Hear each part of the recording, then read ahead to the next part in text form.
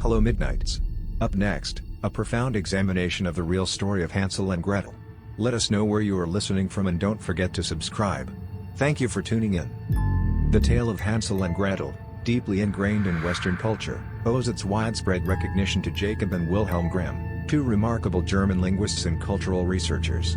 In the early 19th century, these brothers embarked on a monumental project, meticulously collecting and publishing the oral folk tales that had been passed down through generations across German-speaking lands. Their tireless efforts preserved countless narratives, including Hansel and Gretel, which appeared in their seminal collection, Children's and Household Tales. While the Grimms were pivotal in bringing this story to a broader audience, it's crucial to understand that they were collectors, not originators. Their versions were often compilations and refinements of older, more fluid oral traditions. The beloved tale of Hansel and Gretel is etched into our collective consciousness. Two impoverished children, abandoned in a vast, dark forest, stumble upon an enchanting gingerbread house inhabited by a wicked witch who seeks to fatten them for her feast. Through cleverness and courage, the children outwit their captor, escape with her treasures, and find their way back home, forever changed by their harrowing ordeal. This familiar narrative, often softened for modern audiences, presents a powerful story of childlike resilience and the triumph of good over evil. However, beneath the charming facade of candy cottages and talking birds lies a far more profound and often grimmer reality. This essay endeavors to peel back the layers of this seemingly simple narrative, exploring its roots in the harsh exigencies of the past, its symbolic engagement with universal human fears, and its testament to the enduring power of resilience. We'll delve beyond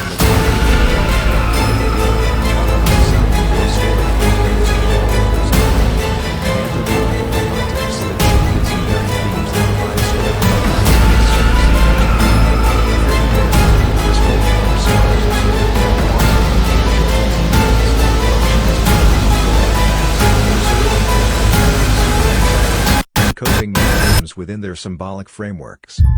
To truly grasp its depth, we must step back into the often brutal realities of pre-industrial Europe, where life was precariously balanced on the whims of nature and the limits of human ingenuity. We'll also consider the subtle but powerful currents of universal psychological patterns and the very nature of oral storytelling that shaped these narratives over centuries. The opening scene of Hansel and Gretel, the parents' decision to abandon their children in the depths of the forest, is perhaps the most visceral and psychologically potent element of the tale. This isn't merely a plot device, it's an archetypal representation of humanity's profound fear of abandonment and precarity, deeply rooted in the harsh historical realities of its origins. Historical echoes of famine and Malthusian realities, the setting for this desperate act isn't a whimsical fantasy, but a stark reflection of life in medieval and early modern Europe, where famine and severe food scarcity were recurrent and devastating realities. Unlike the modern world with its global supply chains and diversified economies, these were societies with limited agricultural technology, heavily dependent on unpredictable harvests of staple crops.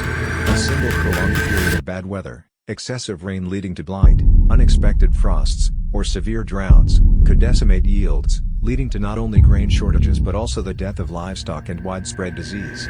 Poor infrastructure, fragmented markets, and basic storage methods meant that even if pockets of food existed, it couldn't easily reach starving populations. This was the omnipresent shadow of a Malthusian predicament, where populations frequently outstripped the available food supply, leading to chronic malnutrition and periodic demographic crises that could erode the very fabric of society, leading to social breakdown and even moral erosion.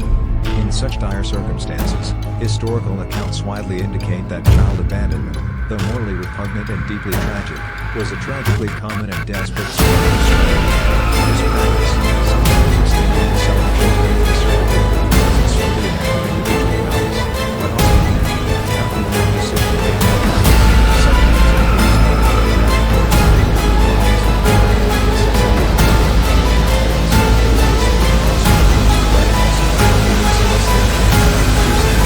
sometimes to feed. Records from periods of widespread catastrophe across Europe, such as the severe famines that afflicted the continent in the early 14th century, are often cited as providing a direct inspiration for the core theme of abandonment. During multi-year catastrophes, caused by unusual weather patterns leading to widespread crop failures, entire regions faced unprecedented starvation. Chronicles from the era report horrific acts, including instances of infanticide and child abandonment, as desperate families made impossible choices for survival. Some accounts from cities at the time even speak of parents abandoning children to fend for themselves. The sheer scale of death and the breakdown of social order during such periods provides a stark historical context for a story where parents are driven to such extreme measures. This stark depiction of abandonment sharply contrasts with narratives or historical periods where communal bonds or burgeoning charitable institutions offered a safety net. For instance, in some later medieval towns or during the rise of monastic orders, foundling hospitals or communal relief efforts, however rudimentary, were established to prevent children from being left to perish. The Hansel and Gretel narrative, however, emphasizes a complete lack of such support, highlighting the terrifying isolation and desperation of a time when the individual family unit was left utterly alone in the face of insurmountable hardship. When exploring the psychological dimensions of folklore, it's crucial to understand that such interpretations serve as analytical lenses rather than strict rules or claims about original authorial intent. For a child, the abandonment by primary caregivers represents the ultimate betrayal of trust and security, tapping into fundamental anxieties about attachment. The forest, in this context, isn't just a physical space but a potent symbol of the unconscious mind, the unknown depths of the psyche, and the wilderness within, a liminal space where societal order breaks down, primal instincts are tested, and deep-seated fears surface. It represents the basic survival instincts and the children's attempts to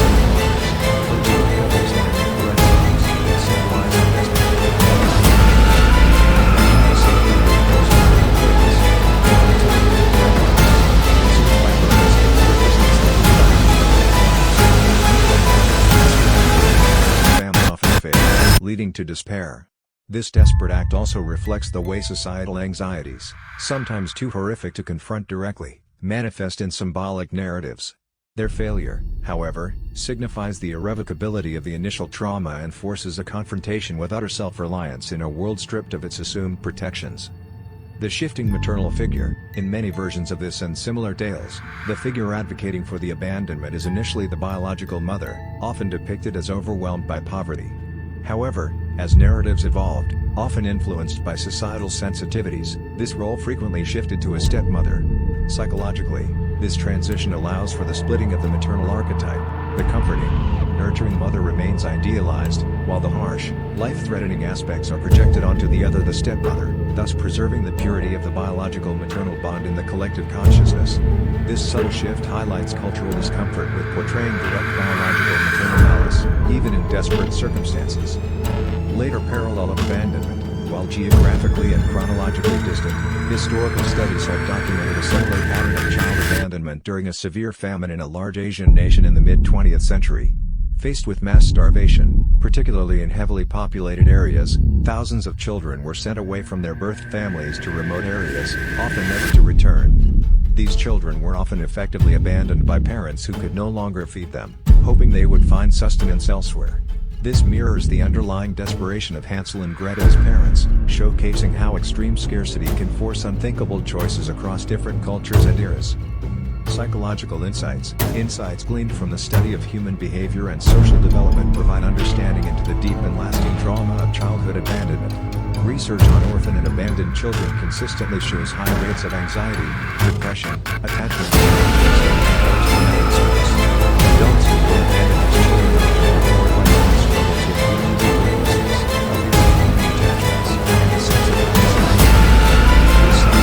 This psychological understanding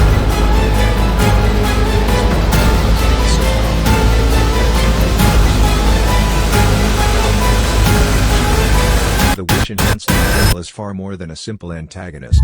She's a complex amalgamation of societal fears, psychological projections, and ancient archetypes that found fertile ground in periods of profound anxiety.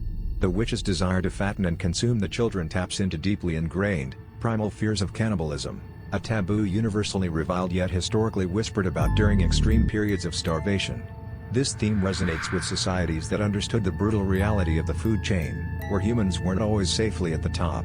On a metaphorical level, the witch can be seen as the personification of unfettered consumption and the destructive force of hunger itself, not merely individual hunger, but the insatiable demands of a society under pressure.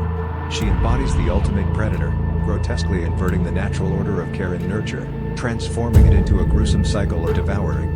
The very sensory details of her temptation, the sweet, crumbly gingerbread, the sugary windows, speak to a primal, irresistible allure, a false promise of abundance that masks a monstrous scarcity.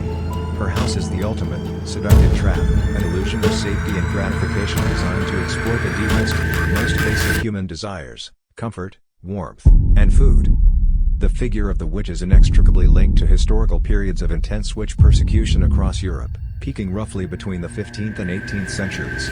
This era, marked by intense religious zeal, social upheaval, and economic hardship, saw thousands of individuals, predominantly elderly, isolated women, accused of witchcraft and executed.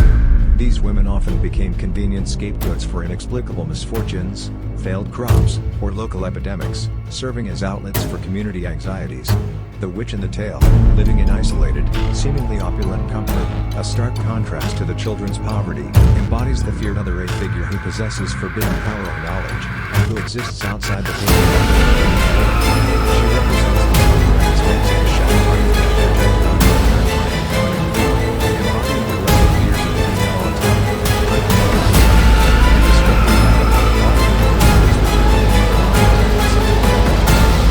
and destructive power, often of communal control. Her house, initially a beacon of comfort and irresistible temptation, becomes a gilded cage, symbolizing how external allure can mask internal corruption and mortal danger. This serves as a cautionary tale about the deceptive nature of appearances, particularly in a world where survival often depended on acute discernment, and where societal anxieties were frequently channeled into the persecution of marginalized figures. Extensive historical records reveal some of the most intense and brutal witch hunts occurred in parts of continental Europe during the early 17th century. During these mass trials, hundreds of accused witches were subjected to torture and execution. Accusations frequently targeted vulnerable individuals, including the poor, the elderly, and those perceived as social outsiders, mirroring the archetypal other represented by the witch in the fairy tale. These trials were fueled by anxieties about crop failures, disease, and social unrest, with witches serving as convenient scapegoats for collective misfortune. The witch's isolated, tempting house, followed by her monstrous intentions, could be seen as a personification of the community's paranoid fears projected onto a feared, often female, figure.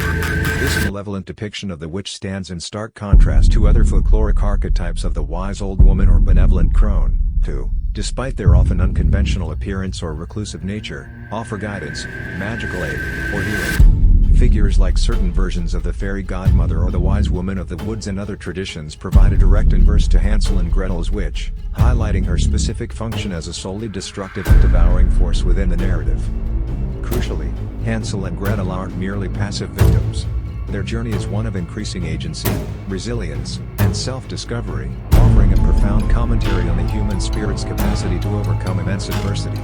The evolution of a folktale, it's important to remember that Hansel and Gretel, like most fairy tales, originated from the oral tradition, comes down to countless generations before being collected and codified by figures in the early 19th century. These tales found origination for children,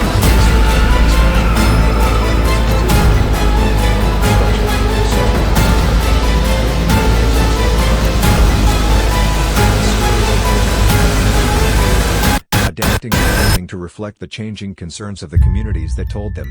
The collectors, who brought these tales to print, often sanitized or streamlined them, removing some of the more explicit or gruesome elements present in earlier oral versions to suit their emerging bourgeois audience.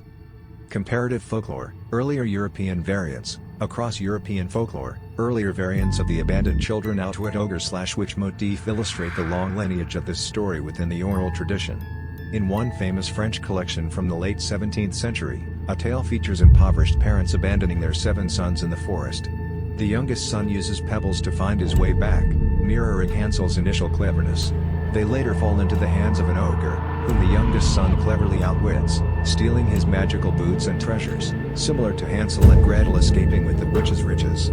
An even older Neapolitan tale from the early 17th century features children abandoned by a jealous stepmother who also leave trails, ashes and unknown seeds, to find their way home, encountering a witch. These earlier versions demonstrate that the core motifs of abandonment, resourcefulness, and confronting a monstrous antagonist were common elements in European folklore long before the version we commonly know was widely codified, showcasing how these stories were pieced together from traditional elements over centuries, reflecting shared human experiences and evolving cultural concerns. The transition from dependence to ingenuity, Hansel's initial strategic thinking with pebbles and breadcrumbs demonstrates a burgeoning sense of self-preservation, often reflecting a male-coded active problem-solving approach. While these attempts ultimately fail, they force a deeper reliance on their inner resources. Gretel's eventual decisive action, her quick thinking in tricking the witch into the oven, is a pivotal moment. It marks her transition from a more passive follower to a cunning and active agent of liberation. This scene is particularly potent. Gretel doesn't merely escape, but acts decisively to destroy the threat, turning the witches against her own death. This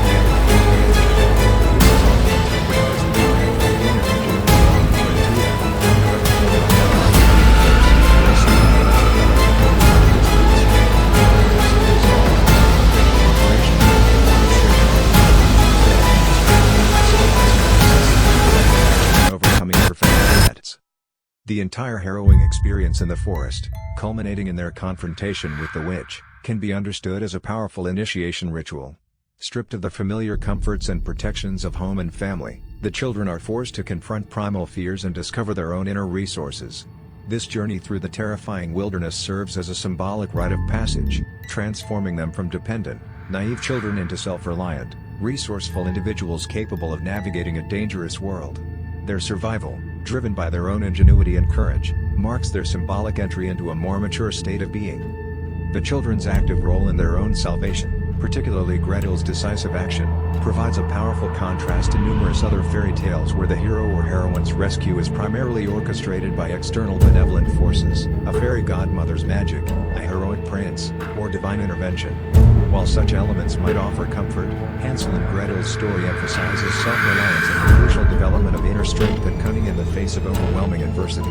Their survival is earned, not gifted, making their journey a more profound model of personal growth and triumph over trauma. The act of burning the witch is a symbolic purification and the destruction of chaos. It represents the triumph of reason, courage, and cooperation over primal fear and malevolence. Their escape with the witch's treasures, gems, pearls, can be seen as a symbolic compensation for their suffering, representing the valuable lessons learned and the internal resources gained from their harrowing ordeal, which now translate into tangible wealth. This treasure signifies a reclamation of power and independence, not just material gain, but also the symbolic capital of survival and wisdom.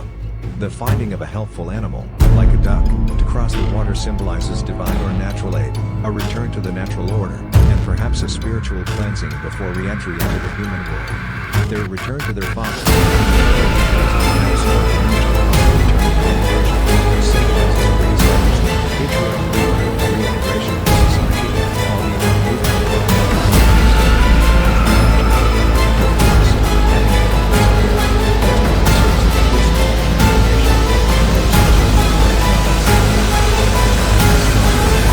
possessing a resilience born of direct confrontation with their deepest fears. The real story of Hansel and Gretel isn't a specific historical event, but a profound narrative tapestry woven from the intricate threads of human experience, the terror of scarcity, the fear of the other, the psychological wounds of abandonment, and the enduring human capacity for resilience, ingenuity, and ultimately, survival. These examples underscore that Hansel and Gretel isn't an isolated invention but a powerful distillation of collective fears, historical trauma, and enduring human resilience, making it far more than just a children's story. It serves as a timeless psychological drama, reflecting universal anxieties about vulnerability, betrayal, and the fundamental human quest for security. The children's journey from naive abandonment to self-empowered return embodies humanity's perennial struggle to confront its deepest fears and emerge, if not whole, then certainly transformed and capable. This narrative, passed down through generations, acts as a powerful cultural memory, reminding us of the arduous path to self-reliance and the ever-present shadow of primal dangers, highlighting how adversity, though terrifying, can forge character and lead to a deeper understanding of oneself and the world.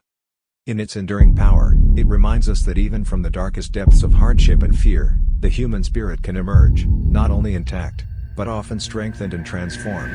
It's a testament to the idea that understanding our deepest fears, rooted as they are in both historical reality and the collective unconscious, can be the first step towards overcoming them and finding our way back home. A warning that, to those who encounter these tales, don't mistake their simple narrative structure or their frequent association with childhood for shallowness. To sanitize them completely, to strip them of their unsettling origins and profound psychological weight, is to diminish their true power. By overlooking the grim realities and deep-seated fears from which they sprang, we risk losing the very lessons of resilience, caution, and self-discovery.